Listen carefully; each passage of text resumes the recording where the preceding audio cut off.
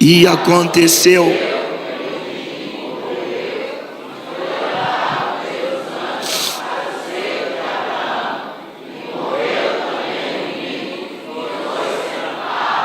Amém.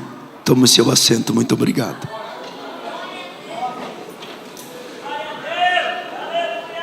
Nós conhecemos Lucas 16, do verso 19 ao 31, como uma parábola. Mas esse texto que conhecemos como uma parábola, ele não é uma parábola. Não é uma parábola porque nenhuma parábola é personalizada. Ou seja, Jesus nunca deu nome aos personagens das suas parábolas. Nos 4 evangelhos, Mateus, Marcos, Lucas e João, Jesus alçou mais de 30 parábolas. E em nenhuma delas, Jesus falou nome dos personagens dessas parábolas. Parábola é uma palavra grega chamada parabolé, que tem o significado de atirar ao lado, comparação. Observe que todas as vezes que Jesus alçou uma parábola, ele sempre começou dizendo, por exemplo, um certo homem tinha 2 filhos. Noutra parábola ele começa dizendo, a herdade de um homem rico tinha produzido frutos. Noutra parábola ele começa dizendo, qual de vós tem um amigo? Ele não dá nome aos personagens das suas parábolas. No capítulo de número 8, verso 4 do Evangelho segundo escreveu Lucas, ele disse que um semeador saiu a semear sua semente. Em outra parábola ele começa dizendo, um certo homem fez uma grande ceia. Noutra parábola ele inicia dizendo, o reino dos céus é semelhante, é comparado a 10 virgens.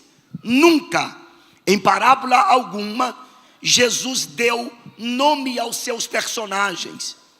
Já nesse texto, do versículo 19 até o 31, apesar de na sua Bíblia estar escrito uma pequena epígrafe dizendo ser uma parábola, lembre-se que antes da Bíblia ser dividido em versículos e capítulos, não havia essas divisões de textos. Por isso, esse texto não é uma parábola, porque nesse texto Jesus fala de algumas pessoas. Ele fala de um homem rico, ele fala de um homem por nome Lázaro, ele fala de Moisés, ele fala dos profetas, ele fala do mundo dos mortos, o Hades, ele fala de Abraão. Se eu perguntar para os senhores, vocês me responderão um enfático não. Abraão é uma parábola? Não. Moisés é uma parábola? Evidentemente que não. Os profetas são parábolas? Claro que não. Se esse texto, pastor Denilson, não é uma parábola, o que é que esse texto significa? Esse texto é a narração crítica de um fato. É um testemunho que Jesus dá. E ele começa dizendo assim no verso 19. Ora, havia um homem rico e vestia-se de púrpura e de linho finíssimo, e vivia todos os dias regalada e esplendidamente. Quando Jesus faz alusão a este homem, a história dá o nome dele de Nélivis. Era um homem rico que possuía tudo que nesta vida qualquer mortal deseja. Jesus disse que ele vestia-se de púrpura. Nos dias de Jesus, a púrpura era considerada divina, era considerada real, era considerada também imperial. Mas ao mesmo tempo que Jesus disse que esse homem vestia-se de púrpura, Jesus disse que ele também vestia-se de linho finíssimo. A palavra linho finíssimo nos dias de Jesus era chamada de leocon cataron. Significa justiça, pureza e santidade. Isso significa que este homem era um homem religioso. Ele era um homem religioso, só que ele não tinha um compromisso espiritual, nem um compromisso moral com Deus. Pois ao mesmo tempo que ele vestia-se de linho finíssimo, Jesus disse que ele vivia a sua vida regalada e esplendidamente. A vida dele era promíscua, sem nenhum tipo de compromisso moral com Deus. É aquele tipo de gente que vai na sua religião, participa das reuniões da sua religião, mas depois vai para uma vida pregressa, uma vida dissoluta, promíscua, por não ter um compromisso com Deus. Ao mesmo tempo, Jesus diz no versículo de número 20, que havia também um certo mendigo por nome Lázaro, que jazia cheio de chagas à porta deste homem rico, e desejava alimentar-se de todas as migalhas que caíam da sua mesa, e os cães vinham lamber-lhes as chagas. De forma aplicativa, se fosse aplicar a vida deste moço por nome Lázaro aos cristãos durante o tempo em que permeia esta terra, que anda nesta terra, eu diria que as chagas de Lázaro aqui representam os sofrimentos, as marcas da nossa caminhada aqui na terra. Jesus diz que ele desejava comer das migalhas que caíam da mesa do rico. Não precisa a gente recorrer à Bíblia, porque todo mundo sabe. Toda a riqueza deste mundo para Deus é como migalhas. Se você não está trabalhando, o que você mais deseja é ter um emprego. E para que você quer um emprego? Para trabalhar, ora. E para que você quer trabalhar? Para ganhar dinheiro. E para que você quer dinheiro? Para comer, para se vestir, para pagar as suas hipotecas. Só que aquilo que a gente necessita para o nosso mantimento durante o tempo em que a gente caminha, peregrina aqui na terra, isso para Deus é como migalhas. Lázaro desejava ardentemente das migalhas que caíam da mesa deste rico, e os cães vinham lamber-lhes as chagas. Isso aqui de forma aplicativa seria as calúnias, as difamações, as traições que os cristãos sempre foram vítimas durante o tempo da sua peregrinação aqui na terra. Só que o versículo de número 22 diz que aconteceu que o mendigo morreu. É possível que o mendigo, tanto quanto o rico, morreram na mesma época. Quando esse mendigo morreu, um cortejo o levou para o paraíso, ou melhor, o seio de Abraão. O texto dizia: aconteceu que o mendigo morreu e foi levado pelos anjos para o seio de Abraão.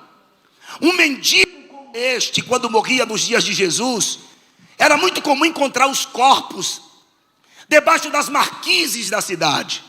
E quando as autoridades não recebiam um ente querido para dar um sepultamento decente ao indivíduo, não poucas vezes a história registra que o corpo desse indivíduo era queimado junto com o lixo da cidade.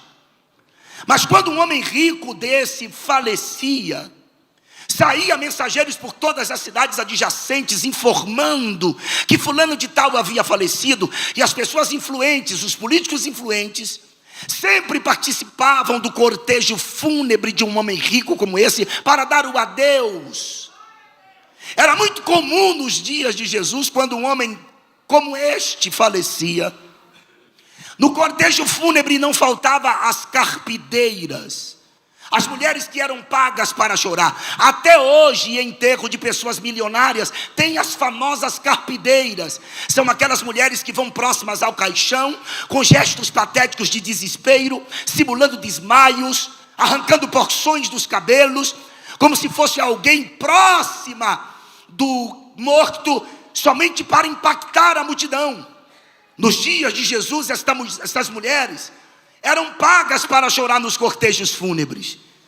No cemitério, os políticos influentes discursaram em volta do caixão, deixaram o seu último adeus, seus buquês de flores, e depois todos voltam para suas respectivas casas com sentimento de tristeza. Afinal de contas, a morte tinha ceifado alguém que eles amavam. Só que tem um detalhe: você pode acompanhar alguém que morreu, você pode chorar no cortejo fúnebre, pode jogar uma pá de terra sobre o seu caixão, deixar flores no seu caixão, voltar para sua casa chorando com sentimento de tristeza porque a morte levou alguém. Só que você não tem como acompanhar a alma da pessoa até o seu destino. A Bíblia diz que quando este homem chega no mundo dos mortos, olha o que o versículo 23 disse: e no Hades, que é o mundo dos mortos. Ergueu ele os olhos estando em tormento, e viu ao longe Abraão e Lázaro no seu seio. E ele disse clamando. A palavra clamar aqui é gritar em alta voz. Isso aqui é uma oração que ele está fazendo. No inferno tem oração 24 horas. Orações que são feitas tarde demais. E ele clamou e disse: Pai Abraão, peça que Lázaro molhe a ponta do seu dedo na água. Jesus usa uma linguagem física para descrever os tormentos indizíveis do mundo dos mortos. Peça a Lázaro que molhe a ponta do seu dedo na água e me toque a língua para que me refresque desta chama. Tem gente que lê esse texto aqui e não entende porque que este homem foi para este lugar. E lá ele viu Lázaro no seio de Abraão. Olha para cá. É que até a morte de Jesus, o mundo dos mortos era de uma forma. Depois da morte de Jesus, algo foi retirado do mundo dos mortos e transportado para um outro lugar. Então me explica, pastor. Vou fazer uma pequena analogia para você entender. O mundo dos mortos até a morte de Jesus era assim: no meio o abismo, como está escrito em Apocalipse capítulo de número 9. Dentro desse abismo tem muitos demônios. De um lado do abismo tinha o chamado seio de Abraão. O seio de Abraão era para onde ia aqueles que serviram a Deus até a morte de Cristo. Do outro lado do abismo tinha o chamado, e tem até hoje, lugar de tormento, para onde foi, para onde foram e para onde irão aqueles que não serviram, não servem e não servirão a Deus. Pastor Denilson, por que aqueles que serviam a Deus, quando morriam até a morte de Jesus, iam para o seio de Abraão no mundo dos mortos? Porque havia uma divisão entre Deus e o homem. Lembrem-se que quando Jesus morreu no patíbulo da cruz, que ele disse: em tuas mãos entrego o meu espírito, e ele expirou. O véu do templo se rasgou de alto a baixo, porque assim que ele morreu, ele já tinha entrado no tabernáculo celestial. E quando ele entrou no tabernáculo celestial, o véu do templo rasgou-se como prova física de que ele chegou lá. Então ele está dizendo: eu cheguei aqui em cima, o caminho está aberto agora para vocês.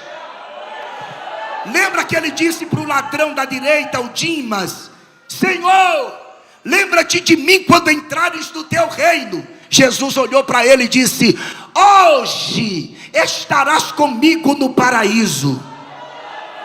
Jesus vai pegar o seio de Abraão, que estava no mundo dos mortos, e depois ele transporta para cima o paraíso. Só que até a morte de Jesus, o seio de Abraão era lá embaixo. É por isso que esse homem está vendo Lázaro no seio de Abraão. Aqui entra o conceito das religiões, porque cada religião acredita no inferno. Por exemplo, os budistas acreditam no inferno. Eles acreditam que existem 18 tipos de inferno: 8 infernos frios, 8 infernos quentes, e ainda eles defendem que existem mais 2 subcategorias de inferno. Você sabe que a Igreja Católica Apostólica Romana também defende que existe um inferno, mas existe o purgatório. E as pessoas que morrem, que não foram para o céu, vão para o purgatório e fica durante um período indeterminado no purgatório, num certo sofrimento, sendo purgado os pecados. E depois de purgado os pecados, é retirado de lá do purgatório e é introduzido no céu. Só que essa doutrina é infundada, é estrábica, é humana, é tendenciosa. Eu particularmente, eu diria que é maligna. Por que, pastor? Por que isto? Porque se existe purgatório, por que Jesus teve que morrer na cruz do Calvário? Se eu vou morrer, vou para o purgatório, lá eu sou purgado dos meus pecados, para que Jesus teve que sofrer tanto na cruz pelos meus pecados? Não existe purgatório, existe o sangue de Jesus Cristo, que purifica o homem dos seus pecados.